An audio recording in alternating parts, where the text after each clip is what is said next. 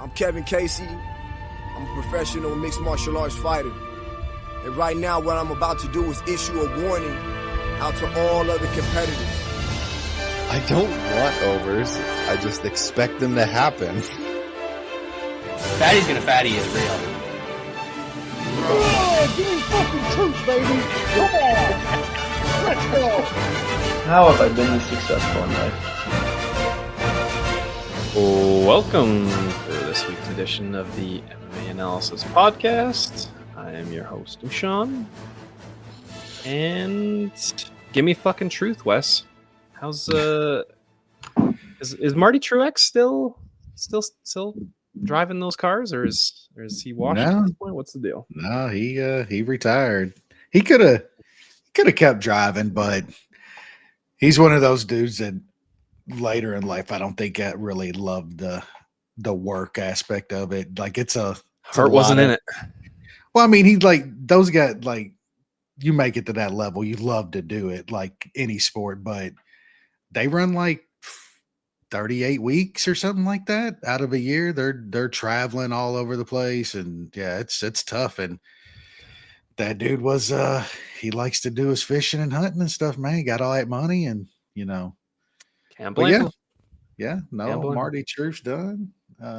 Most of the old guys are gone, man. I've lived through like two generations, two full generations of racing. It makes me feel really old, man. Football and all that's different because they go way quicker than that. They don't drive for 15. They don't play that shit for 15, 20 years. Most of them.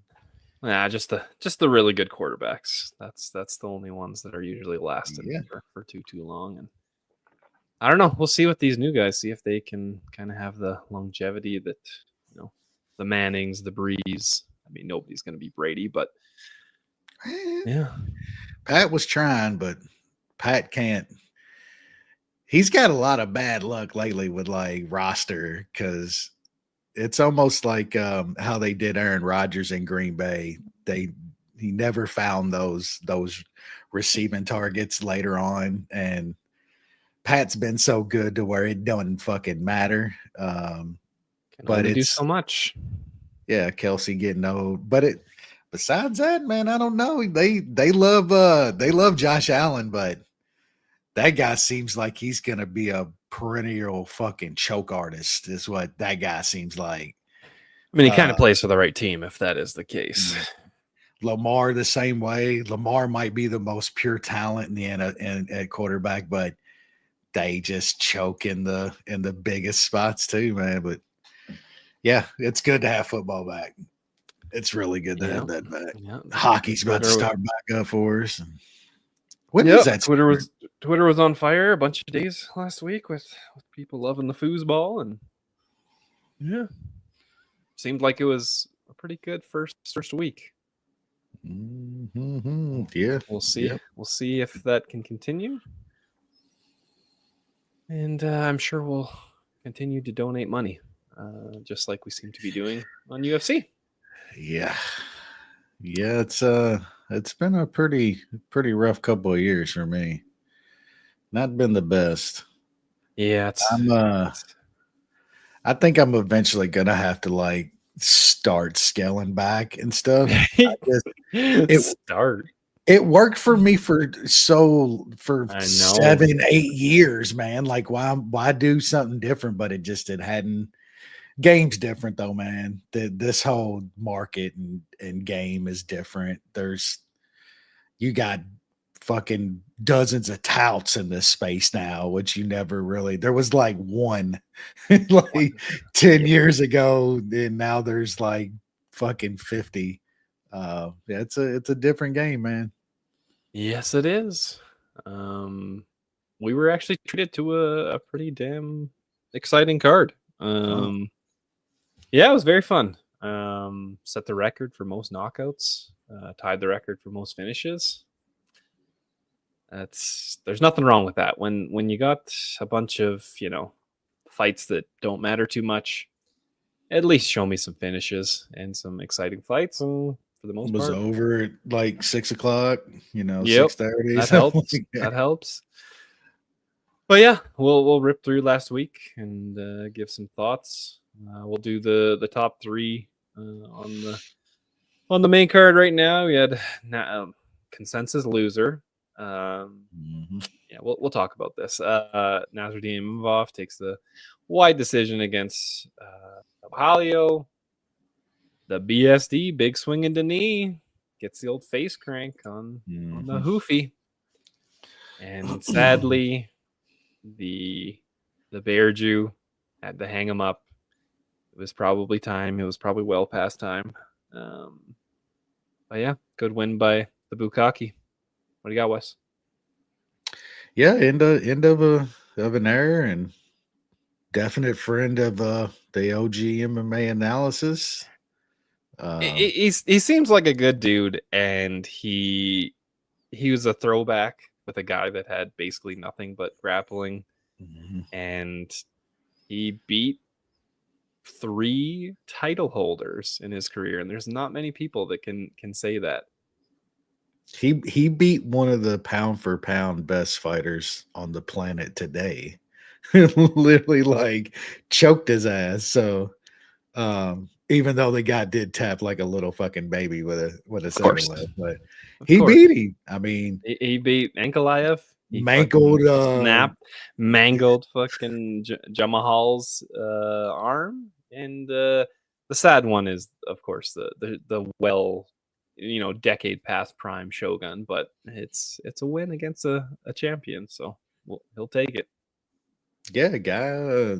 He had a pretty decent UFC career, and then even later when he was starting to like lose all the fights, like at least he went out in spectacular fashion every time. Like it was always good stuff. But yeah, I know Brad and Sean and you probably hit a couple bigger bets on him. I had the opportunity in the Hill fight. I did get the win bet on him, but not getting that sub bet that was like fucking triple digits or some shit. Was I took the inside on that one, and I think you and me and Brad, Lance and Brad all got hooked on that one. Took the sub at like a massive price, was over 10-1 or something like that. Yeah, but yeah, Paul Craig's been fun. It's good to see guys that know though, and are like, fuck this. Like there's no lead up to it or nothing. You take another bad one like that, and it's just like, man, it ain't it. So glad to see that he knew his time had come and he walked. Yeah, I'm an absolute idiot not to think that BSD wasn't gonna go pure fucking D1 fucking prime Mark Coleman on this guy at home, and just dominate him like that. I'm a dummy. Hoofy is, I don't think he's that guy anyway. Like if you get that bullied like that, like the game plans out. I know BSD can wrestle and grapple and shit, but you know what? A lot of guys at 155 can wrestle and fucking control you like that. And if he ain't stopping that, man, a guy's just not going to be it at the upper level. Good win for BSD. I still think his chin sketchy. Because he 100%. did get hit like once or twice in that fight to where he got rattled. Dude only landed a few shots in a couple. He is very lucky that he had a significant grappling advantage, because he got knocked out. He caught that. Yeah, that flying knee clipped him a bit. Yep. He got hit a bunch. That's what I was betting on, and I guess I was betting on Hoofy's takedown defense potential and shit, and like it's not good. It ain't good. That's something he better get better. He's toast. Yeah, and then fuck, man, we got the most boringest motherfuckers at the top of 185. It's not good. Imavov, like, good win, but who cares, man? Nobody wants to see that shit. And I do agree. Crazy to say, I do agree with Sean Strickland, and Bahalio is a fucking idiot for cutting weight like twice in a few weeks. We should have known that. I think that was a big thing. I mean, he was, because he's massive. He's a huge fucking 185er, man. And he was coming off a 13-month layoff, and then he cuts weight twice in 3 weeks. Like that, we are not smart. not sharp. He looked like it too. Like sometimes I don't. Sometimes I don't buy into that, but it looked like a guy that was missing half a step, like straight up. Stuck in the mud. In the mud, man. The takedowns that he did try were fucking half-assed. Yep. And he had to get shot some of and just yeah. But yeah, the only should have saw go ahead, sorry. Should have saw that one coming too, just like BSD. But I still think Bahayo's the slightly better guy over Imamov, and that guy's a champ. I don't fucking see it, man. Like, I don't think we're gonna have to worry about that because these dudes are getting mauled. I think RDR or Fluffy, whoever beat gets the both finish, of these because guys. I'm pretty much guaranteeing there's gonna be a finish in that fight, is gonna get the title shot because they don't give a shit. I think Imamov could beat RDR. I don't think he could beat Fluffy. Like, Fluffy can get his takedowns when he has to have them. I don't think RDR can necessarily get takedowns on everybody up there when he has to have them. And besides that, I don't think it matters anyway. Like, one guy's going to have this belt for a little while because I don't think any of them stopping that shit. So Bahalio definitely did not have the striking advantage. We talked about that. We knew that Bahalio's path to victory was get takedowns. He didn't have to be on top of him for 25 minutes, but he needed to mix in takedowns to get Imavov. And the gassing too. And that type of fight is just not going to tire Imavov out. So, and then the only thing I'll say about Hoofy is it's tough because like he got exposed, but you know, there's been some good fighters that have got mauled like that by BSD. And the only thing is some of them have come back and overtaken and beat him once he couldn't finish him. Obviously he couldn't, and he didn't look great on the ground there. Not a good look. So he's obviously got some things to work on. Rest of the main card, Mason Jones, TKO elbows in the second round. Great comeback win. Alex Sola kind of gets a TKO, that's a Herb Dean special, right? And then William Gomez wins a very, very boring fight. Maybe just because we were spoiled on the rest of the card. What do you got, West? Yeah, the Mason Jones Oki fight was tremendous. One of the bets I actually won. I like Mason Jones in that fight. Yeah, he looked good. He looked fun, man. That's a couple good wins for Mason Jones. Like I want to see more of him. Move him up. Give him some good fights, man. He's fun. He's going to be in fun fights. Yeah, that Sola win. I had a small bet on Sola as well. Man, if Herb isn't just beyond washed and ain't just still getting work because of his name, and like I've read some government shit. Way. Yeah.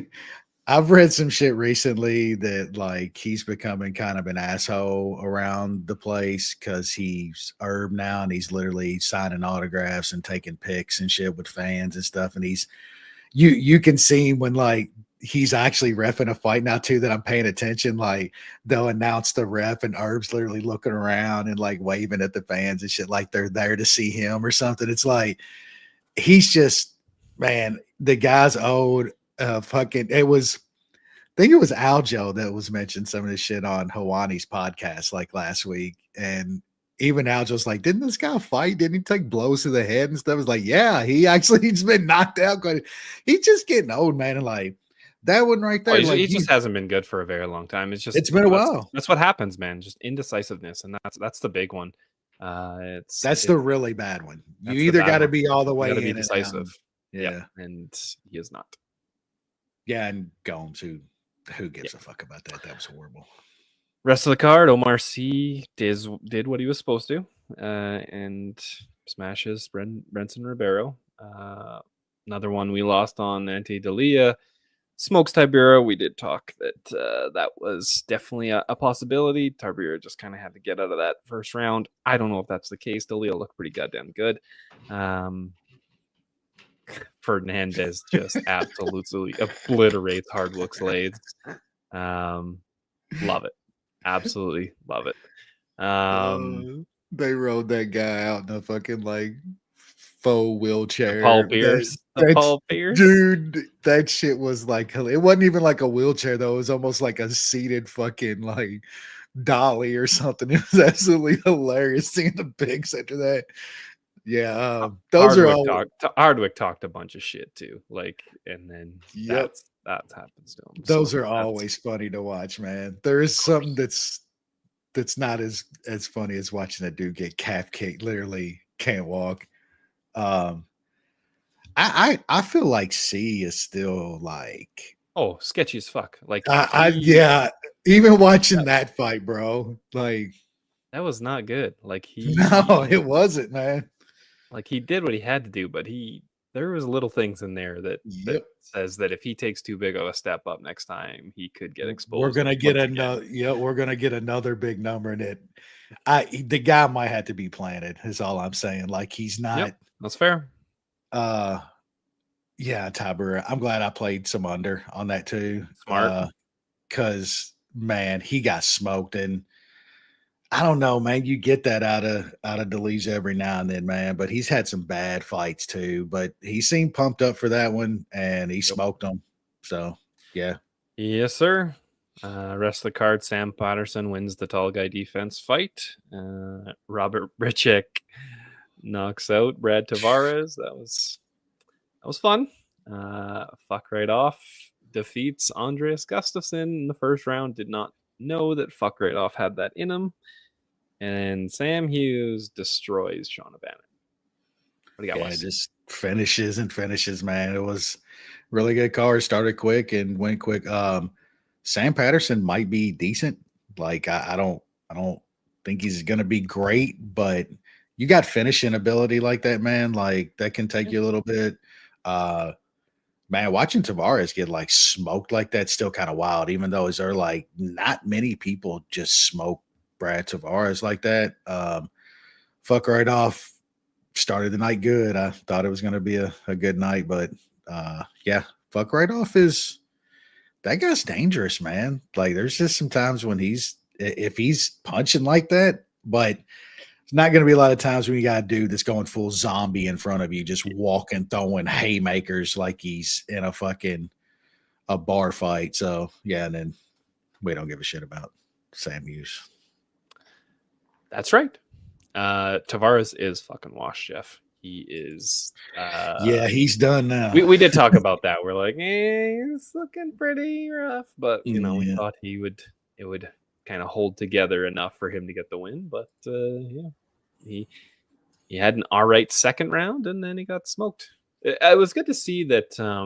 I saw the judges; 2 of them had 10-8s in the first, which was actually good to see. I think I think we need to start differentiate. If you drop somebody, especially if you drop them twice, you got to give them a 10-8 because you're winning these cookie cutter rounds, and then you drop somebody twice, and you're only going to get a 10-9. Fuck out of here. That needs to. It should be like straight boxing, but it should be like if you do get one knockdown and they don't have the guy knocked down doesn't like come back and have a tremendous wrestling around and hurt them or something or land some very big punches. We probably should start going to 10-8s because these rounds are just a lot of them are, like you said, just cookie cutter rounds. The fights are so close, the comp's so close. I don't give a fuck if we see a couple more draws. It's worth it to really reward damage, and that's what we want to see. That's the biggest damage. Like even blood and stuff like that could be like surface damage. Yep. A knockdown is like as big as damage as you can get. You betcha. We're off to San Antonio to have Noche UFC. They kind of mailed this one in. I don't think they too much of a fuck about it because they're doing bud. A little more focused on the fights that are happening after Noche UFC. So yeah, I think it's the worst ever. It can't really count the last one because it was a pay-per-view card, but I still think this one is much worse than the one before that. So we'll probably rip through these somewhat quickly. I think we broke down this fight This was the tough finale fight that got canceled last minute. We will go to our tough expert in Wes for a breakdown of Rodrigo Senzanando taking on Daniil Danchenko. Yeah, I mean, I haven't been the best on tough the past few years though. So, You like Danchenko though, didn't you? no, I like Rodrigo here, especially as a 2-to-1 dog. Like Danchenko can bang and does hit hard, but Rodrigo is a BJJ black belt, got a chin, can scrap on the feet. Like I just think he's more well rounded. He could get caught. Like Danchenko's going to be the bigger guy. Probably hits a little harder, but if Rodrigo gets takedowns here, it's done. He's like the way better grappler. So as a 2-to-1 dog in some spots, well, we got one spot. Yeah, he's probably about 180 average. So at that price, I will be taking a small shot on Rodrigo. Yeah, I have nothing. Is this Pereira's sister, Wes? It is, right? I think they said that. The youngest chick, youngest person on the roster. UFC fighter. Oh, is she related to Alex? The answer is no. No. Yeah, I mean, Alex's sister is Aline Pereira. That's where my confusion was. Pereira is almost like a Thompson or a Jones or a Brown or a White or a Brazil. Like it's one of the common fucking names. There's a lot of them. And she's taken on Monster Rat Rendon. Wes, do you have anything to talk about on this fight? I honestly don't know the Pereira chick. I saw a couple highlights. She's born in 2005, Wes. I can't even begin to. That is fucking insane. Like this could be like my third child if I would have had kids that early. You know what I'm saying? This is your granddaughter. Yeah, I would have grandkids by now. Yeah, I don't know. She is beating up nobodies, and she's supposedly pretty good, but beating up nobodies. And I will say, Monster Rat is a fucking tank and has got UFC experience. So it's probably going to be a dog pick for me in Master and Monster Rat. Now you know this is not the regular Monster Rat. This is a different Monster Rat, right? Yeah, this is the one that's even like bigger. This chick is like svelte. Yep. Yeah, I mean, I'm not betting her. I want nothing to do with this fight. This is definitely going to be I don't skip many. I'm skipping this one, but dog pick in Master. You don't see this every day. A 17-year gap between these fighters. That's crazy. That's insane. I, for one, give no fucks.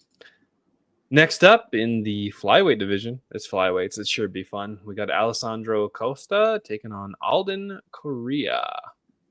Wes? Yeah, I mean, I don't really.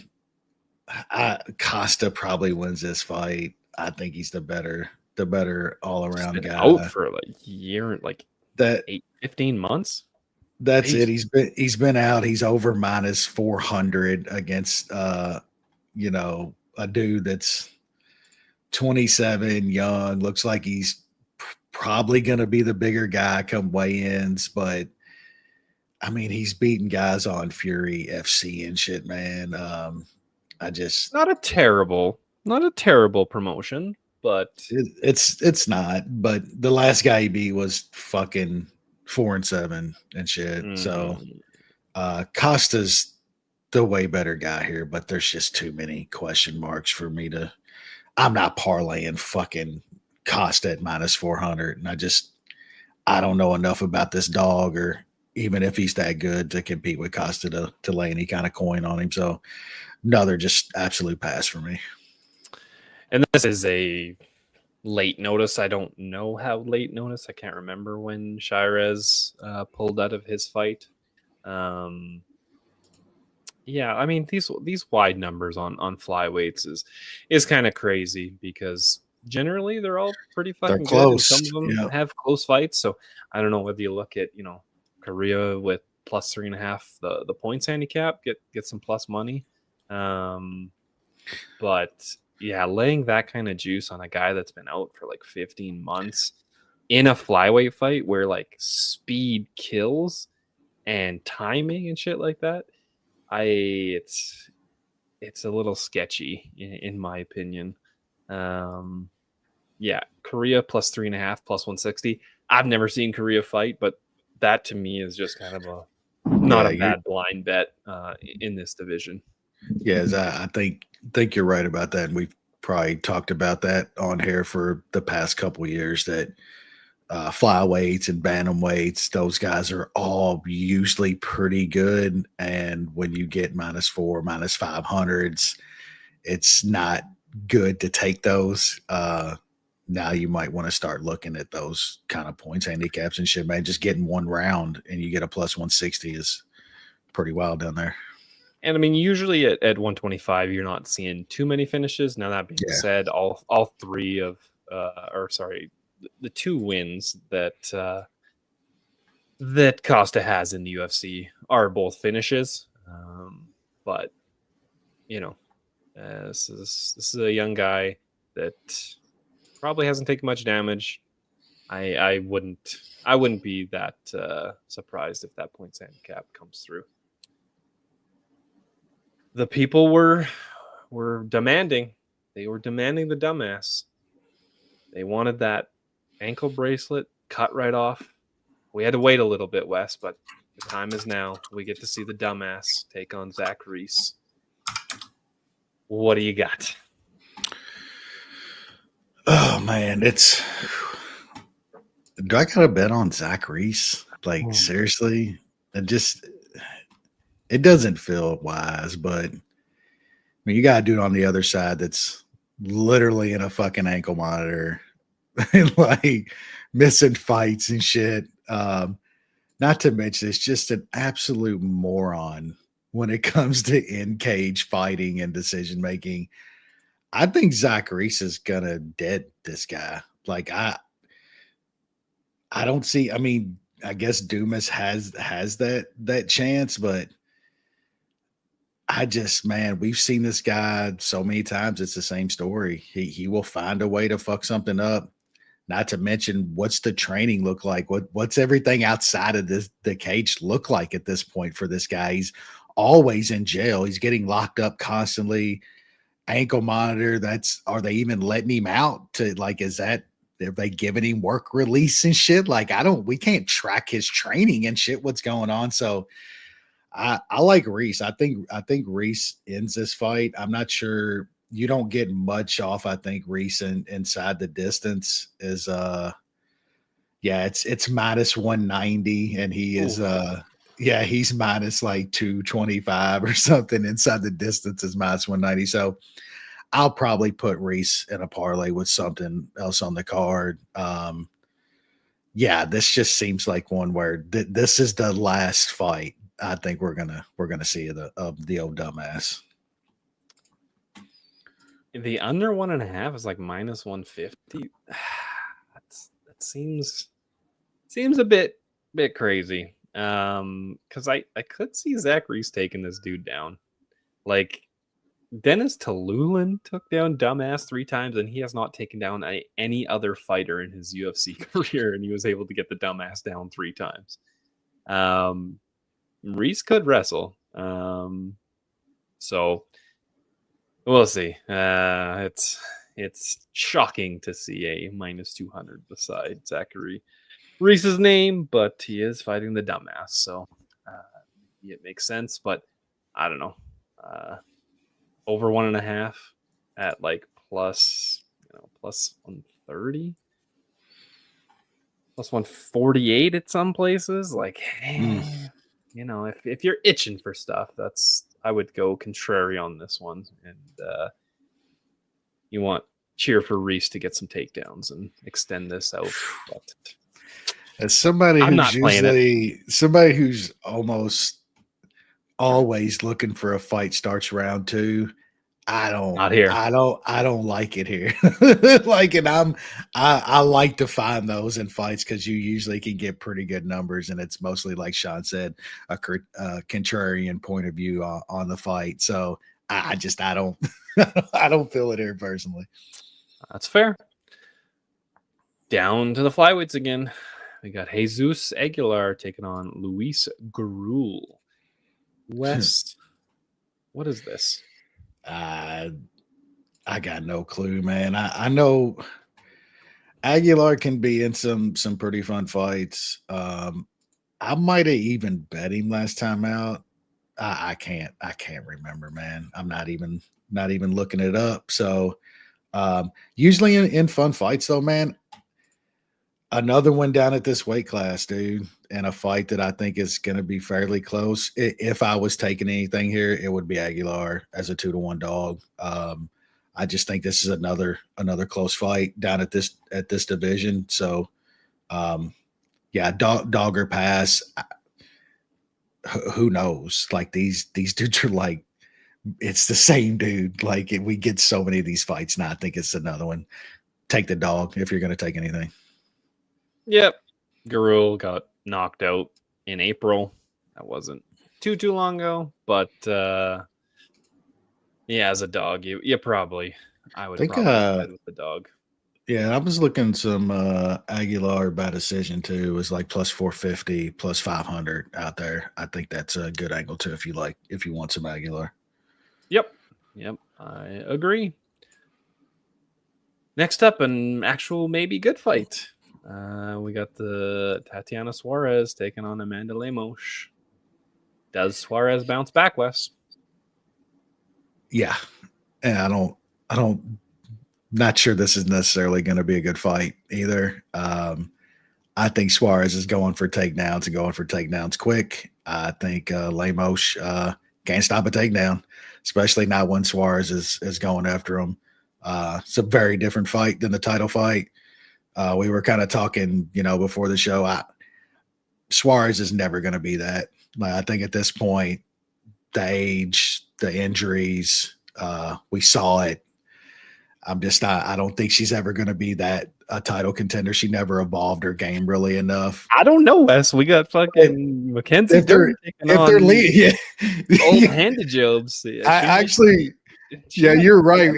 Shot here, right? If the one chick that can't be beat leaves the division, then it's a different story. You know what I'm saying? But if that chick would have stayed around, Suarez was never beating her. Now, yeah, you're right with the Mackenzie Dern. But I'm not convinced Suarez beats a Mackenzie Dern or something like that now. Should, but I'm not totally convinced. I think she wins this fight, though. I think she easily gets takedowns in this fight. I like her. I mean, the price is about as steep as it gets, though, as far as you want to go. I'm going to parlay her with something. Might look inside the distance. I think the sub isn't it's fucking like plus 150 some spots. I like her by sub. I think she eventually taps her out of there. So probably take a little sub at that plus 150 price and use her in a small parlay. But I think this is an absolute get right fight for Tatiana Suarez. Yeah, this is a bounce back fight. She kind of got pushed into that title fight because who knows whenever she's going to get healthy enough to get a title fight, and there were no contenders. She fought that fight coming off like 19-20 months off after beating Jessica Andrade. So, and she also fought Zhang, who's extremely fucking good, and I cashed really good on Zhang in that fight. You did, and and so I don't give too much. I don't downgrade her too much from that fight. She's gonna get takedowns on Lemos. I think it's just a matter of time before she subs her. Lemos is 38 now. Suarez, you do have to worry about what shape she's in, but I do like that she's, getting back in there again. Whole lot quicker than usual. Yeah, it's only 7 months instead of the 2 years almost. But yeah, I I like. Go ahead. I was gonna say it's just kind of narrative-y, but I like that Patchy's over there now too and stuff. I think they kind of like it's got to be a little bit more motivation to get it right in the gym and stuff. And she's back there in 7 months instead of a year and a half or some shit. So maybe that competitive fire's a little bit better. Yep, regroup after a tough loss Yep. in your first title fight against one of the goats in the weight class is what it is. I think she comes back and smashes. That's going to be one leg of the chalk ass MMA analysis consensus parlay of the week. We can't hit a dog. We can't hit a small favorite. So let's chalk it up. All right, up to the lightweight division. We got the leg locker, Claudio Puelles taking on Joaquim Silva. What do you got, Wes? Yeah, weird fight. Both these dudes been out over a year. Like, it's tough. Like, I like Silva in the spot. Like, I don't think he's getting leg locked by this guy. Silva's a fucking tank. I think he's going to be doing the pushing and holding and shit in this fight. Like I said, I can't see fucking Claudio leg locking him for sure. He's a pretty good jiu-jitsu guy. How much butt scooting we get, Wes? You will have, I'd say, over under 35 seconds of pure butt scooting in 3 rounds. Is he staining that octagon mat? Good possibility. Good fucking possibility. Although Silva, if he's going for those leg locks and Silva's there, Silva will drop hammers on him. So I like Silva in this spot, man, but fuck, it's hard to bet a dude that hasn't fought in like almost a year and a half and shit against another guy that ain't fought in a year. It's a weird fight. So I'll probably talk myself into putting something small on Silva, especially if he's plus money. I only see, Bet Online out there right now has him as a even money. So if that creeps into some slight plus money, I'll probably put something small on Silva, but it's nothing I gotta read like a lot or anything. So yep. Yeah, I don't have too much. I honestly don't know. Both these guys, their wins are not overly impressive in the UFC. Then they're both losing like a motherfucker lately. And they're both losing. Yeah. I think, Silva's probably lost to the, some of the weaker competition. I don't know how good Drakkar Klose is. The Vink Pickle back in the day, I guess, isn't horrible. I don't know. They both kind of lose to anybody that's okay. It's just hard to know exactly what's going to happen in a Claudio Puelles fight with the leg locking and the butt scooting and all that fun stuff. But the guy did get Zayam down a bunch of times, which, Zayam turns out is pretty decent. So maybe he gets Silva down. I don't think he finishes, so this probably goes 15. But I'll pick Silva because you got to hate the butt scooter, right? We do. Next up, middleweight division. That's going to be a banger. Jose Medina taking on Dusty Toads, baby. Yeah, if this guy doesn't switch his nickname to Funky Cold, like what are we doing, man? This line just seems kind of wild to me, dude. Like I don't think Medina is very good. He came in, took some fights on short notice. I believe up a weight class too once. Last time out, and then they sacrificed him last time. Just to a killer. It was bad. If Dusty Toads doesn't kill him quick, which I don't think he will, like Medina's, if he's anything, he's tough as hell, man. Dusty Toads will gas and find a way to lose a fight, man. Not saying I'm not sure Medina's gonna beat him but I can absolutely see Medina lasting in this fight and taking a round, maybe 2, and winning the fight.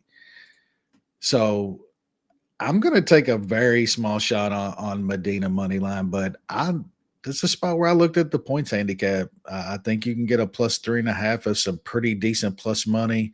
You need Medina to win 1 round and not get obliterated in the fight.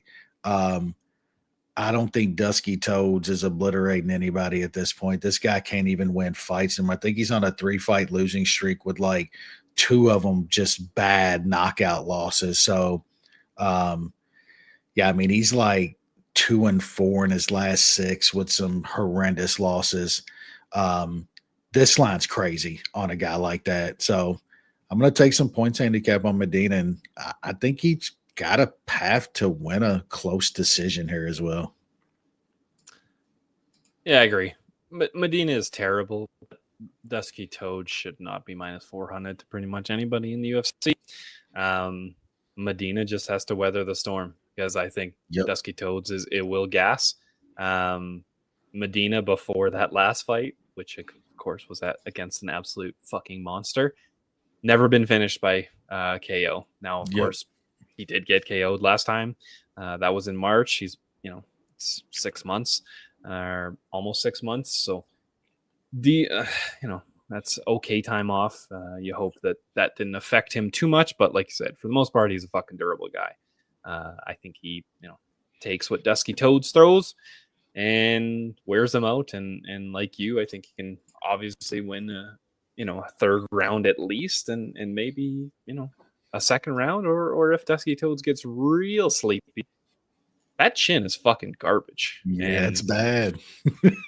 Medina, has knocked out some people, not in the UFC, but on the shitty regional scene. He has Dusky might be shitty regional scene at this point, right? So straight up. I'm probably gonna be putting some money on Medina and Medina plus 3.5. Lord help me. Next up, we got something called Santiago Luna taking on Kwang Lee. Wes, what is going on here? Man, I'm trying to see if I've possibly ever seen Luna fight. But I don't know. I don't know if I've ever seen Luna fight, honestly. Only fought 6 times. And tough enough, and LXF. Yeah, I don't those aren't think the ones that we usually I catch stuff like that, right? Yeah. I don't think I've seen him. Like, I know Kwang Lee had a pretty good win last time out against Bolanos. But man, he coming off 2 losses that I honestly have no clue here. I was trying to talk myself into an under here, but it's 145ers against a guy I've never seen. I'd just be trying to throw a dart here. So I'm gonna try not to do that as much, and I'm gonna completely pass on this fight. Yeah, you always kind of question why the UFC is matching up a Mexican against a Vietnamese guy on the Noche UFC. But I don't know. I don't give them too much credit that I don't think they even know anymore. They have like 500 fighters that they got to try to make fights for and shit. They don't know what they're fucking doing anymore. Yeah, so I'll probably I'll pick Kwang Lee. He's been in UFC, like you said, got an okay win last time. Luna, who knows? Maybe he comes in here and smokes them, and these guys that he's been dusting on the shitty regional scene helped him to become a very good fighter. I don't know. He's 21 years old. That's very young. He could be making leaps and bounds with his fights and stuff like that. But we shall see. We shall see. Main card. Oh, I guess we're already on the main card with that fight. But fighters that we know, we got Alexander Hernandez taking on CDF. We got Wes. Yeah, Alexander Hernandez is having an okay little late career resurgence here. I'm pretty sure he switched gyms a few fights back, and it seems like he's paying off. It's paying off. I think that was an okay win against Chase Hooper, but I think Chase Hooper was kind of getting to the point to where he was getting a little overhyped. I had Hernandez in that fight as a pretty decent dog. Man, at some point, CDF's age has got to start catching up to him, man. He's 40 at this point. Every fight, he's in a tough fucking fight now. Thought Grant Dawson did a lot of controlled him a lot in that fight and stuff. I lean Hernandez here, man. I think Hernandez, if he can keep this up, which CDF usually kind of is more of a boxing, kickboxing kind of fight now most times, and if that's the fight that plays out here, I think Hernandez can land some bungalows again, man. Like, he still hits hard. I don't think the power is like. I think the power was always a little overrated. He was clocking dudes that like were kind of chinny anyway and shit, but he still hits hard. It looks good to the judges. So I think it's still going to be a fairly, close fight, but I just lean Hernandez at this point, landing the slightly bigger stuff and keeping this on the feet. And CDF is just 40 at this point, man. Been through a ton of big fights. So yeah, can't remember what was out there on Hernandez. I think he was he the slight dog at this point? I mean, he can get some plus money at a couple spots, but yeah, I like him here, even as a slight fave. He's definitely a big. I think I was looking at Hernandez by decision as well. I don't know if that price was good enough. Yeah, there's like some plus 300 out there. Maybe a small sprinkle on that, but it's CDF, like I said, is at 40. You never know when that chin's going to completely go. So, yeah, just some Hernandez money line again. And, man, that would be like 4 in a row for Alex Hernandez at this late in his career. Yeah, Hernandez did I don't know if it was Helwani or what, but he did an interview someone recently, and he kind of just talked about getting his mind right. He felt like I think his phrase was kept on snatching defeat in the jaws of victory, basically pissing away fights. And, he's obviously has a decent run here. He's got some skills. He can wrestle some. I don't know if he should here, because he probably gets swept. But he's going to be a hell of a lot faster than CDF. And like you said, CDF at 40 years old, taking a lot of damage. I think Hernandez can hit that chin. And even if he doesn't get him out of there, it seems like Hernandez has kind of learned how to pace himself a bit better and go to decision. Whereas kind of early on, he was kind of smoke him or kind of gas out and lose a decision, or sometimes he could get finished. I like him here. Surprised that he's a bit of a dog, but we've also won a lot of money on CDF. He's a good fighter and one of the old school Brazilian guys that we've thoroughly enjoyed watching. So I think he loses here. I'm going to bet Hernandez. So you're welcome, CDF. If you do pull the upset, it might be because of me and my mushness. But yeah, I'll have a bet on Hernandez. On to the middleweight division. We got Kevin Gastelum taking on Dustin Stoltzfus. Gastelum is the minus 220 favorite. Should he be Wes? Yeah. Look, the skill gap in this fight is insane. Kelvin is Kelvin at this point. He's not going to beat any upper echelon fighter, but this is Dustin fucking Stoltzfus we're talking about here, dog. Like, come on, man. Like, the only way he beats Kevin Gastelum is if he fucking lands lightning in a bottle. And Gastelum still has a legendary chin. You're not like, that guy's not getting knocked out. So I think Gastelum kind of just wrestle boxes this guy up for 3 rounds, and I actually think that's a good price, man. I am gonna parlay Kevin Gastelum, like helmet around 220 out there, 230. Like, I think that's a very good parlay piece, man. So probably gonna throw in with like some Zach Reese or something else, another round 220 piece. So should be some plus money. And yeah, we're taking Kevin Gastelum as a 2-1 favor in 2025. Living on the edge, baby. Yeah, I'm a little less confident in old Fat Stallone. He does have a very good chin, but it did get cracked a bit last time against Pfeiffer. He did make the bell, but he did get dropped a couple times. And Pfeiffer hits like a truck. Man. That's fair. But he has taken a good amount of damage in his career. But yeah, it's hard for me to trust Gastelum as a sizable favorite. I mean, minus 220 it's a okay favorite. Stolfus could, he's a decent size. He could take down Gastelum, lay on him for a while. I don't know.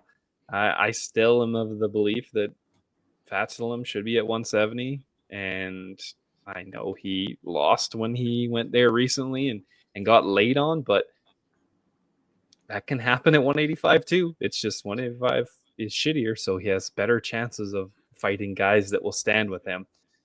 Now, Stolfus should always been there. He should have always been there his entire career. He should have been, but he was fat and he liked to eat. And like that barbecue, baby. That's right. So yeah, I'll pick Fatsalem to get the win, but I would not be surprised if old Stolfus can lay on him for a while and make this a close fight. Next up, lightweight division, we got a half a Garcia taking on Jared Gordon. Wes? Yeah, I think this is just going to be a closer fight than the line is saying. I don't know if I can pull myself to bet old half a Garcia, but man, Jared Gordon's a little older now too. He's pushing 37. He's not going to finish half a Garcia here. This is going to be a 15-minute fight. Think we're going to see close rounds. I know the guy that's going to be coming forward and throwing a bunch of punches is half a Garcia. So I just feel like this is way closer than him being a plus 200 dog here. So I'm probably going to throw something small on Halfa Garcia. I can't remember what his decision line was. Garcia. Yeah, Garcia by decision. There's some plus 400 out there. I just think those are way too big of lines in a fight that's going to be very, very close and it's going to go 15 minutes. The Halfa Garcia points handicap is, I only see it a couple spots out there. It's a little juicy at like minus 140. Probably would pass on that at that kind of price, but man, Halfa Garcia is absolutely getting around off of Jared Gordon, and I think has a path to get a decision win here. So we'll probably sprinkle on the money line and the decision as well, and hopefully I get paid back for not getting my Jared Gordon against Patty. Well, I'll never get that back, but maybe a little bit of it. Yeah, we talked a bit before the podcast, and I was like, Jared Gordon's not really much of a finisher, and of course, his last 2 wins in UFC were both in the first round. The Marco Madsen fight, Diego Moises in 2025, it's okay. I do think Halfa Garcia is much more durable than those guys. Yeah, I don't know. Gordon as a wide favorite looks weird. I don't think Garcia is amazing, but he can be in some close fights, and he beats some okay guys. So I don't know. Like you said, Gordon at 37 now. I don't know. He got fucked in that Patty fight, and it kind of fucked up his career. That he would have got some pretty. That was cool a massive win. That was a massive win for him, man. And they took it away from him. So yeah, I'll pick Gordon, but yeah, the line does seem a bit wide. Next up, co-main event was supposed to be Chihuihuis versus Rob Font. Now we got David Martinez taking on Rob Font. And the line's close, Wes. Should it be? Would have much rather saw the old Chihuahua Yeah, of course. against Font. Yeah, this feels rather close for a vet like Rob Font going against a kid like this. It's got what I think a Contender Series fight and one UFC fight. I mean, for me, dude, if Rob Font can stay away from the one big shot, this fight has like vet lesson fucking written all over it to me. I think he's the much smoother boxer.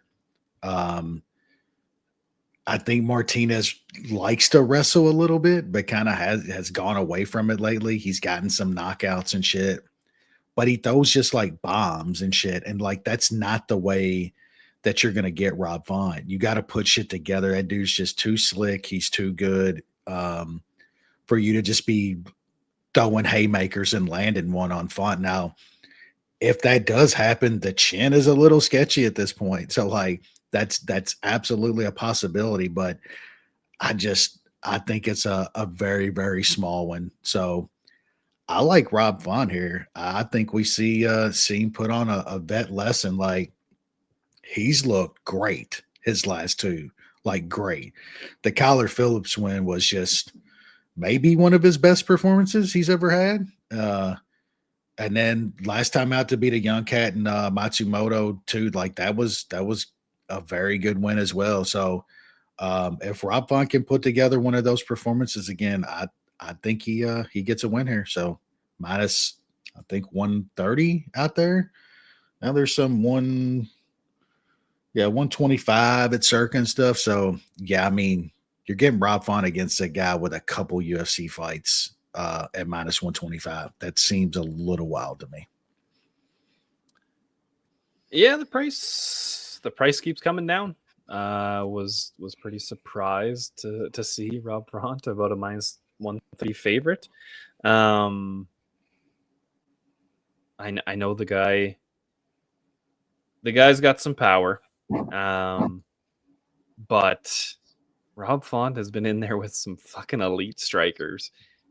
And yes, you know, there are a lot of guys where he's winning rounds, he's landing a ton of volume, and he gets cracked, and they kind of slow the round. I guess that could be the case here. Is the guy gonna do it twice? I don't know. I don't think so. Is he gonna get Rob Font out of there? It's possible. This guy has, you know, a bunch of KOs and stuff like that, but man, it's tough not to take a guy that's beaten very good fighters. And, you know, like recently, the Kyler Phillips fight. Like, how hyped was Kyler Phillips? Like, before that fight, what would you line Kyler Phillips versus David Martinez? Like, I'm surprised by this, but I've also been terrible at betting lately. So maybe they know something I don't. But I'll be taking Rob Font. Yeah, this is kind of a prove it fight for me. He goes out there and smokes Rob Font. That'll be a huge win for him. I know Rob Font is 38 now at the lighter weight classes. That can be concerning, but I'll stick with him. He's won me some money. I think he's a very skilled fighter. It's kind of the chin that's kind of always kind of been to his detriment. I hope he can kind of get out of the way of Martinez strikes enough to kind of just volume up on this guy. So yeah, I like Rob Font. On to the main event. A very, very, very good fight in the featherweight division. Could be a title shot opportunity if one of these guys wins anyway. Diego Lopes taking on John Silva. Wes? Yeah, this is going to be very good. Like, these are the guys in these weight classes, when you get the upper echelon of these divisions, man, it ain't slop heavyweight, light heavyweight, middleweight at this point. Look, I think John Silva is special. Like I think this dude could absolutely be a champ in this division and possibly very soon. There's not a ton of dudes at 145 that hit like this guy does, but also has the wrestling to take you down if he wants to. He has the grappling if he gets. I mean, look what he did to fucking Bryce Mitchell. Like Bryce Mitchell's a legitimate jiu-jitsu guy, and he just chokes him dead whenever he wanted to. He just took it. Lopez is better defensively on the mat and stuff than even Bryce Mitchell. I'm not sure Silva's snatching up subs on him like that, but if Silva wants to be on top of Diego Lopez on the mat, raining blows on him, he will put him there and rain blows on him. Hits way harder than Diego Lopez. I like Silva quite a bit in this fight, man. I like Silva quite a bit in general. You're getting him in the minus 220 range again. I think we're gonna do one of those hindsights after this fight and be like, God damn, we got John Silva in that fight at minus 220, and you're probably not gonna see that again unless he's fighting for a belt. So, and I think pretty highly of Diego Lopez. I think he's a very good, well-rounded fighter. It just seems to me like John Silva is even better in every single area than Diego Lopez is. So, I like Silva here. I don't know how, but I think over 5 rounds, he absolutely finds a finish at some point in this fight. I can't remember what his inside the distance line was. Sorry. Yeah, you're getting around minus 120. That I don't think that's too bad, but I will have Silva. Already have him in a couple parlays. I think he gets this done probably somewhere in the 3rd, 4th round, in my opinion. Maybe Lopez last, and this goes 25, but I think this sets Silva up to be fighting for a belt, maybe next time out or very soon. And don't be shocked if this guy's wearing a belt by the end of the year. It seems like he's very, very active, and he's trying to fight constantly. So who knows? Maybe early next year, but I think John Silva is going to be a future champion. Yeah, could be. I think he has the skills to do it. I know the old nerds had a He's bit of the a best setback. one out of that gym. He's the best one out of that gym, and it's still a good gym. Yeah, they just had a setback. They had some tough fights, but I do think he gets it done here.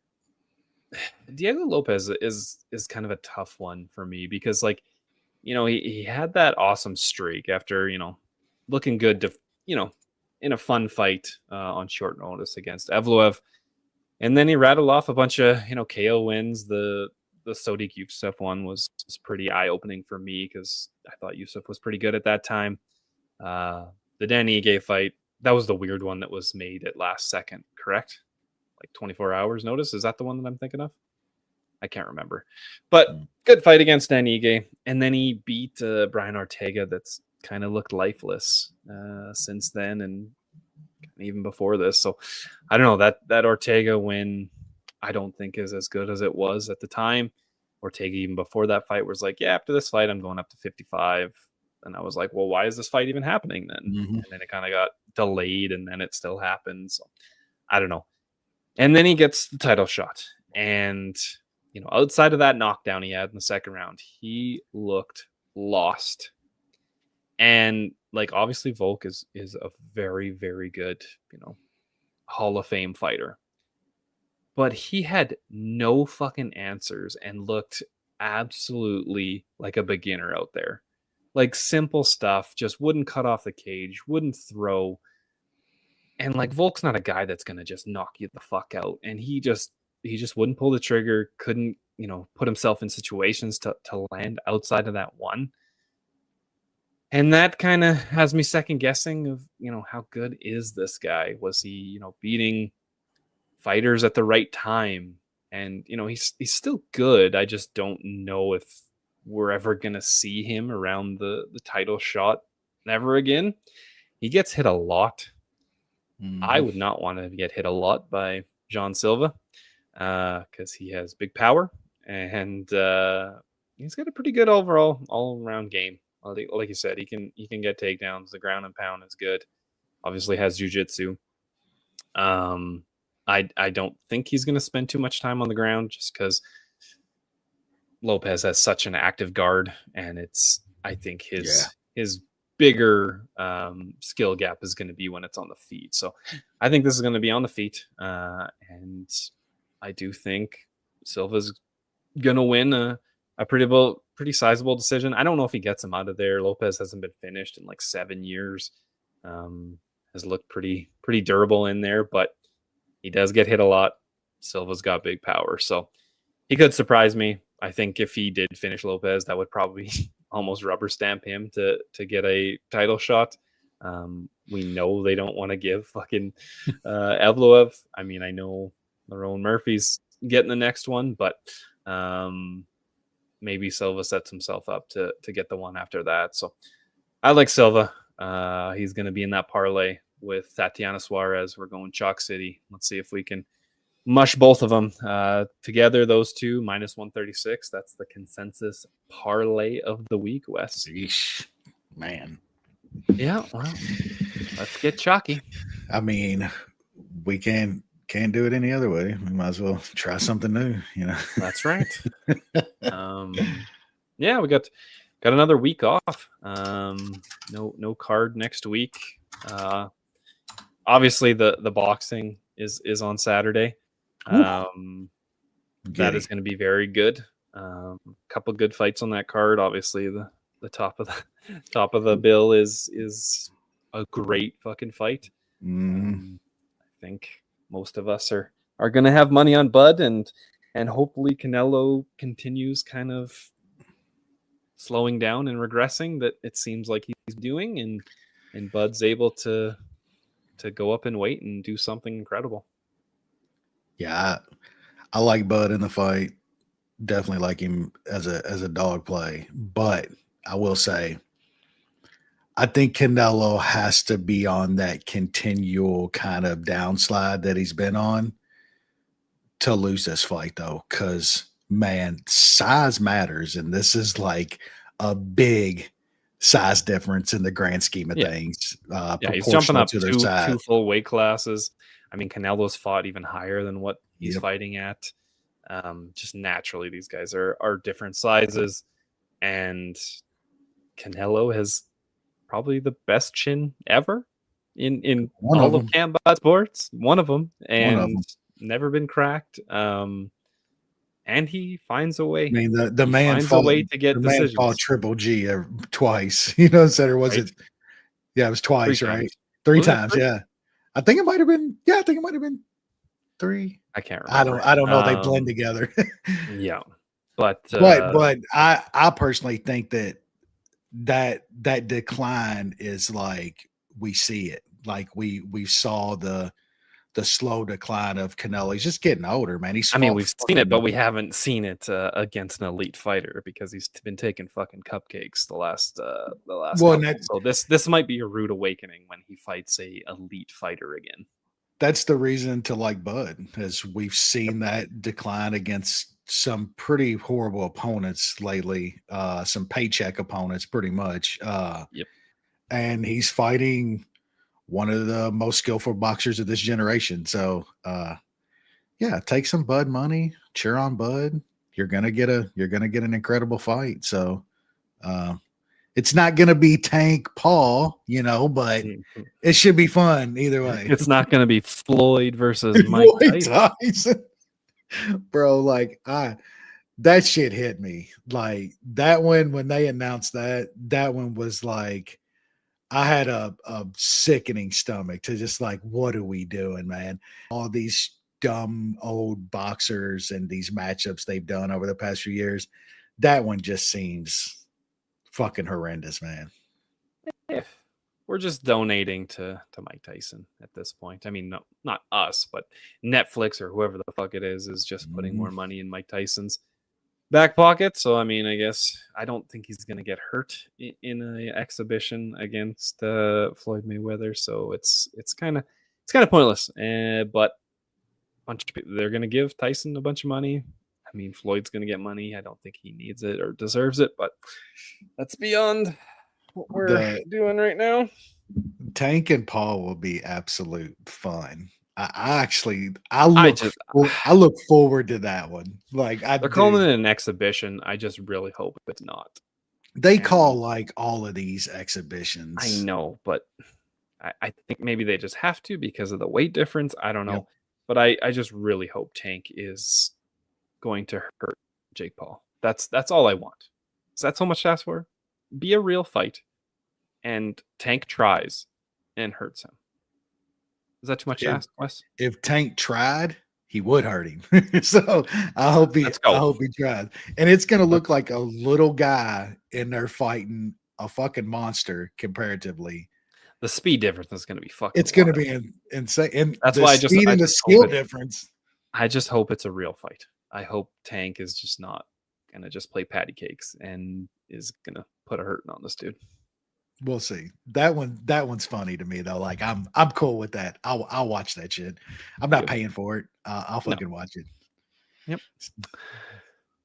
All right, that'll do it. We'll be back in 2 weeks to discuss the UFC Perth card that pretty good. Brilliant. It's something. We'll see what it looks like in 2 weeks. Yep. All right. Stay safe out there, folks.